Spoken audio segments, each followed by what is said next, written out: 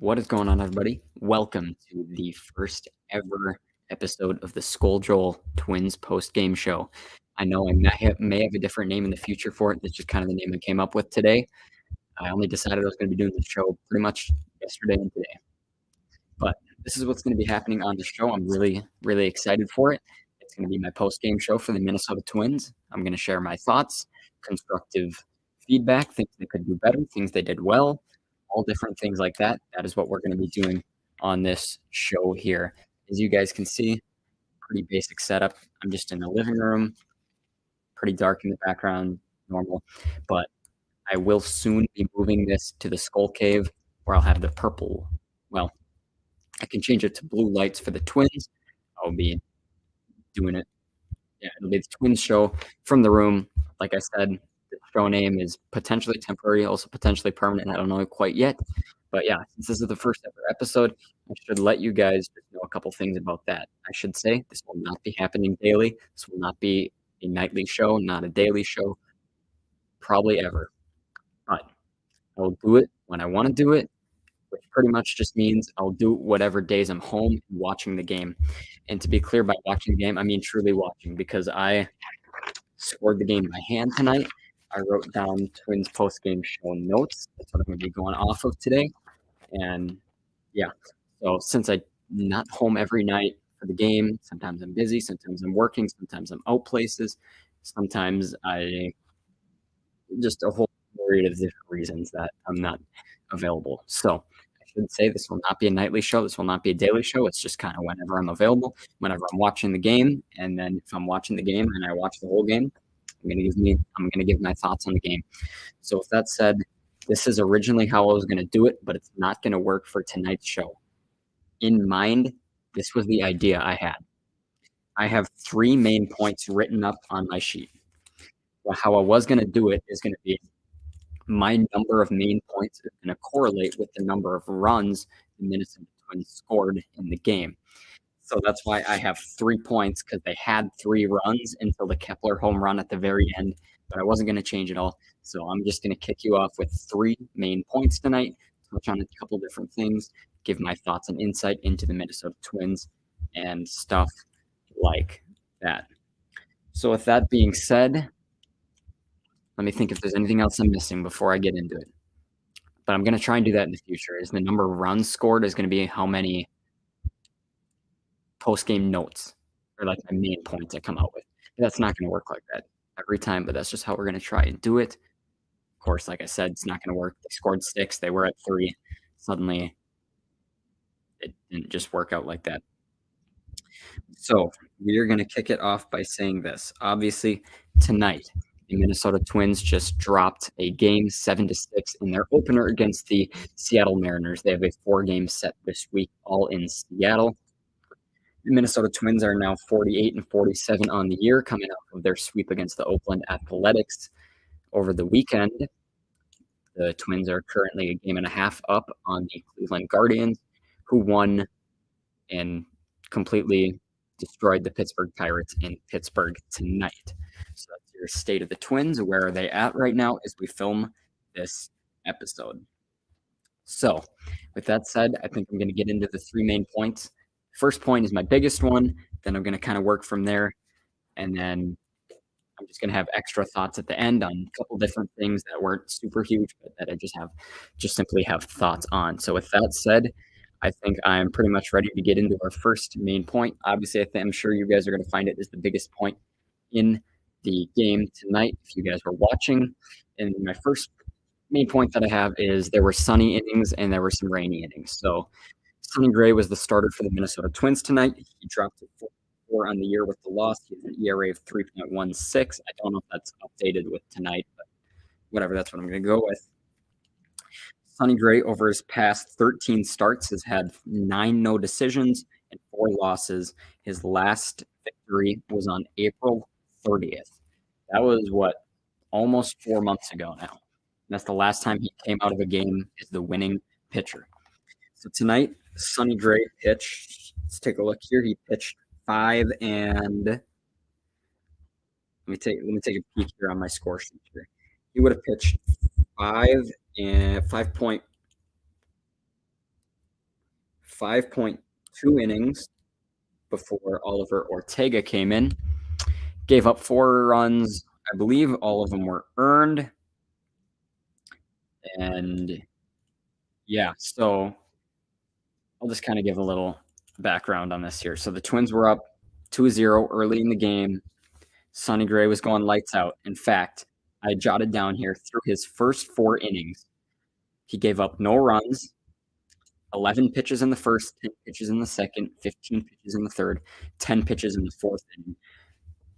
Before the 5th inning came along and Seattle Mariners blew the game open, they had 4 runs on 37 pitches from Sonny Gray. So they had 4 runs in the inning on 3 hits, still left 2 players on base. In fact, it all started with, I'll just kind of share the inning a little bit. This is what happened.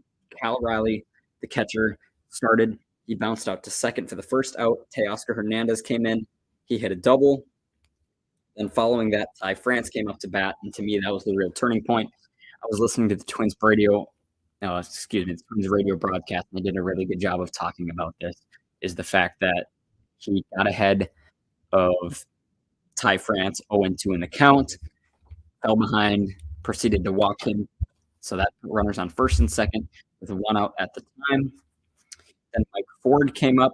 He was hit by a pitch on a 2-1 count, so that loaded the bases. Following that, Jose Caballero came in. He hit a single, kept the bases loaded. Following that, J.P. Crawford came up to bat. He popped out to short.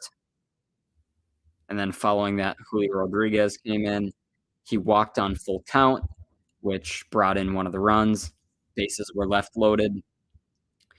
I might say this wrong. Kalenic, is that how you say it? I might be wrong on that. Excuse me if I am. He came in then and hit a 2-run single. And then following that, wait, I'm looking at the wrong inning. That's my bad. I made a mistake. I'm looking at the wrong inning. But yeah, Julio Rodriguez walked. Then Kalenic came in. He hit a 2-run single. Okay, that is accurate. Then following that, Eugenio Suarez came in, and he bounced out to third base to finally end the inning. But yeah, 37 pitches. It was brutal to watch, and it seemed like, that Ty France at bat completely changed everything in that inning. Getting ahead 0-2, then suddenly he completely lost command and couldn't get anything, and it was just brutal, unfortunately brutal. After that, so that was the 5th inning. Then in the 6th inning, he walked the first batter on 4 pitches. So actually, he gave up 5 runs. Walked the first batter on 4 pitches, grounded to the shortstop.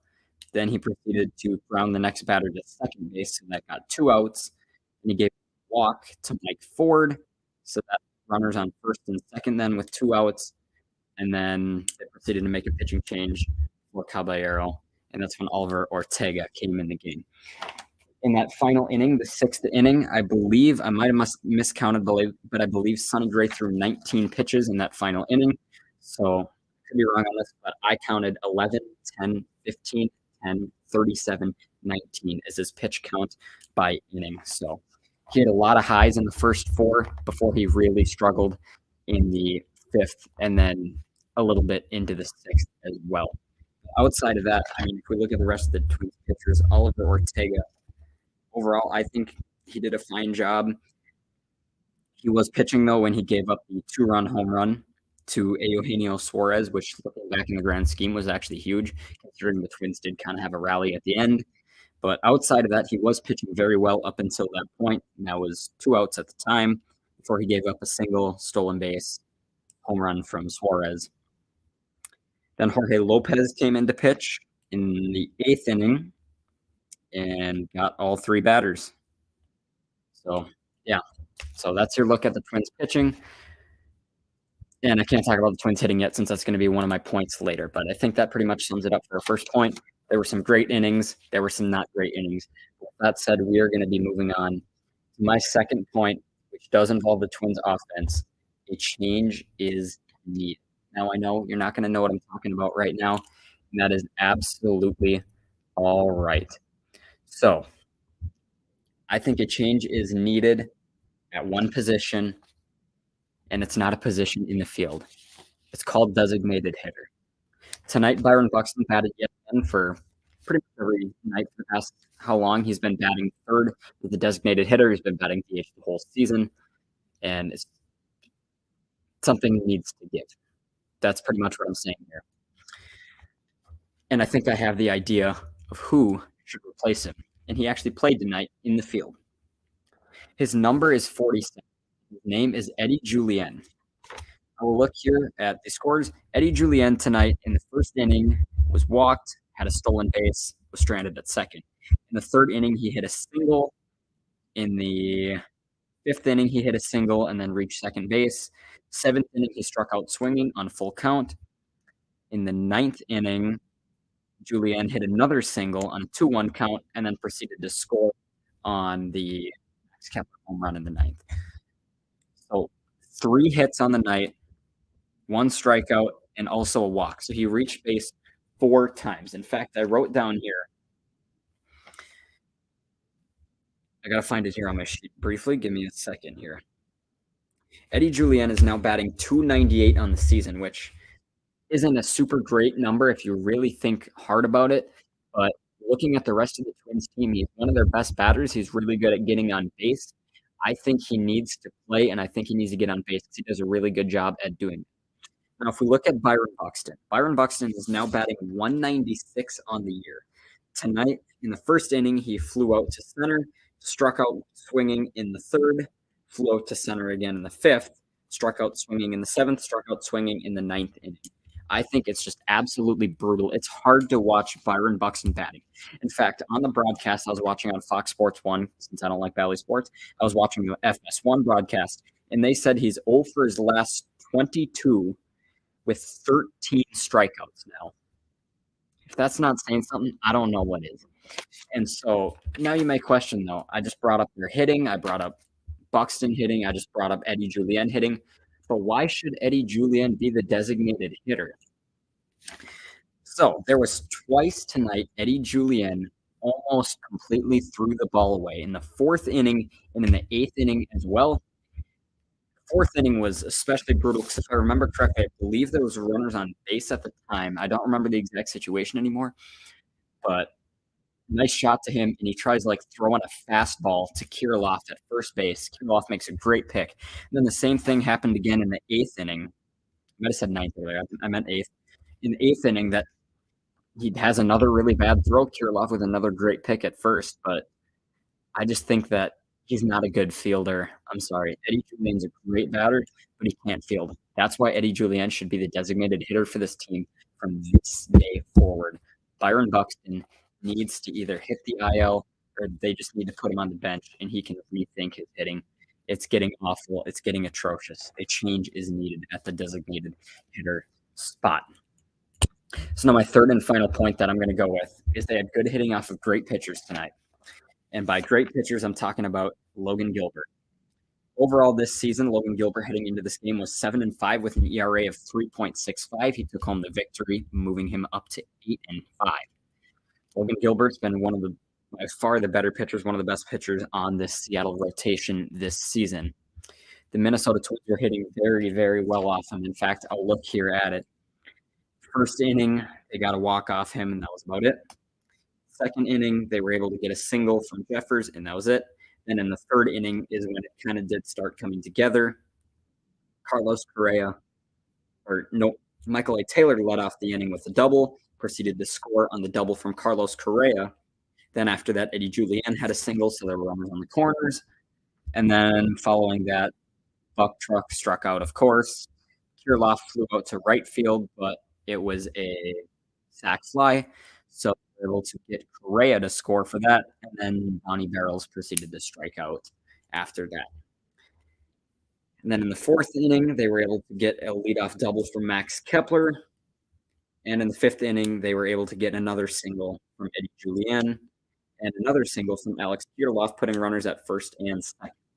So what I'm alluding to there is just pretty much the fact that they were able to get good hitting pretty much all of Logan Gilbert's time. And to me, it's unfortunate that he picked up the win in this game, looking at how poorly he pitched.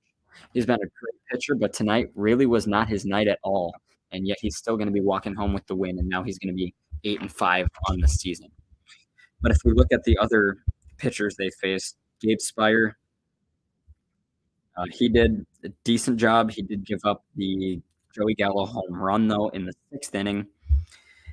Matt Brash came in. He pitched very well for a while. And then I believe, no, he gave up no runs. I was thinking of Andres Munoz, who came in. He pitched pretty well. Carlos Correa reached third base in the 7th inning off him. Oh, wait, no. They had the bases loaded on Munoz, I believe. If I remember correctly. Then Ty Adcock came in, and he's the one that gave up the 3-run bomb to Max Kepler at the end. In fact, in the 9th inning, it started with Eddie Julien's single. Buxton struck out. Kirilloff flew out to left. First pitch, Donovan Solano hit a single to put runners at first and second, and then Kepler hit a home run. He's left-handed. It was not opposite field. That was going to be one of my notes in this game, too. Kepler cannot hit opposite field to save his life. In fact, tonight I'll go through Max Kepler's batting. Struck out looking in the 2nd inning. He hit a double, which was pulled. In the 6th inning, he grounded out to first base. In the 7th inning, he bounced out to second base. It has been a while since I've seen Max Kepler hit opposite field. He just simply can't do it. And I think that's just one of the problems I have with him. I would way rather see Matt Wallner in this lineup along with Trevor Larnach than Max Kepler and Joey Gallo. And I know Gallo had his home run tonight. But from an overall standpoint, Gallo's just simply not great. He gets a home run every so often, but outside of that, he's simply not an outstanding player. So with that said, that pretty much goes through my 3 notes that I had, but I'm just going to look through the rest of my notes that I had on this sheet. A couple other things I jotted down was the stolen base from Julian in the 1st. I liked how they did that, especially considering they just like to steal Willie Castro, and that's about it. But I liked them stealing from Eddie Julian. It was really unexpected. I also loved watching the 6-pitch arsenal from Sonny Gray. Beautiful, beautiful to watch. I talked about Eddie Julian was in my notes. Good hitting off good pitchers. Alex Kirilloff, he needs to play, whether it's a lefty or righty. I don't care the pitcher. I think Eddie Julian Alex Kirilloff just simply needs to play. He's a natural hitter. He's a young player. I think he's going to be a future potential star of the team, kind of like Royce Lewis was before he got hurt. I think Alex Kirilloff can truly be a special hitter. Sonny Gray pitching, again, I'll go through this again. His pitches by inning, 11, 10, 15, 10, 37, 19. So a lot of hot, a lot of cold. I also jotted down Logan Gilbert's pitches by inning as well. He 25, 17, 28, 12, and 12. So they hit very well off him in the first 3 innings. They had a lot of 2-strike counts that they kept fouling pitches off, a lot of long bats. In fact, they even, I'll see if I can find it here in my notes. Yeah. In 3 at-bats, Alex Kirilloff had faced 21 pitches from Logan Gilbert. That's an average of 7 pitches per plate appearance for his first 3 that he had. That's saying something. I just love Alex Kirilloff as a pitcher. Talked about Byron Buxton, Matt Wallner batting .350 on the season. And I believe 4 times the Twins left the player in scoring position, if I remember correctly. So yeah, 4 players left in scoring position for the Twins tonight. They had, I think they had 14 strikeouts, if I counted correctly. It's just simply brutal. But I think that pretty much does it for the first ever episode of the SKOL Joel Twins post-game show. I'll throw up the banners again. Our first note, there were some sunny innings, there were some rainy innings, a lot of highs, but also some deep lows that we had from Sonny Gray pitching tonight. Also noted, a change is for sure needed at the designated hitter position, in my opinion. I just can't watch I said it wrong. Can't watch Byron Buxton anymore. Eddie Julian needs to sub in for him. And I can't watch Eddie Julian in the field, so that's why that needs to happen. Good hitting off Logan Gilbert. It's unfortunate that he was the winning pitcher tonight, considering how much he struggled really during the game. But I think that's going to do it for tonight's first ever episode of the SKOL Twins post-game show. Again, I might not continue with that name. This just happens to be the first ever episode of it. So thank you guys so much for watching the first ever episode. Again, in my notes is that this show will be moving upstairs to the SKOL Cave and all the Vikings fandom. It just happened tonight that I was going to be filming down here. But yeah, stay tuned. Might have one tomorrow. We will see. I might do back-to-back. But again, this is not going to be a daily show or a nightly show. It's just going to be whenever I'm home and I'm actually watching the game. I can't just look at a box score. For me, it doesn't work that way. I have to actually watch it to be able to truly understand, especially with Sonny Gray and that kind of a thing tonight. I don't think a box score would have really done it justice. And Logan Gilbert as well. Pretty much everything works in that way. So thank you guys so much for watching. I think that pretty much does it for tonight's stream. Of course, be sure to click the subscribe button down below and the like button if you enjoyed. Stay tuned for the future, the SKOL Twins post-game show. It's just getting started, baby. I'm excited. Thank you guys so much for watching. Have a good night, everybody. And I got to find out for a good phrase to end with. Like when I always say SKOL Vikings in my picks and predictions. I'll do something with Go Twins. I'll find something good. But we'll see you all in a future, maybe even tomorrow night. We'll see. Thank you guys so much for watching.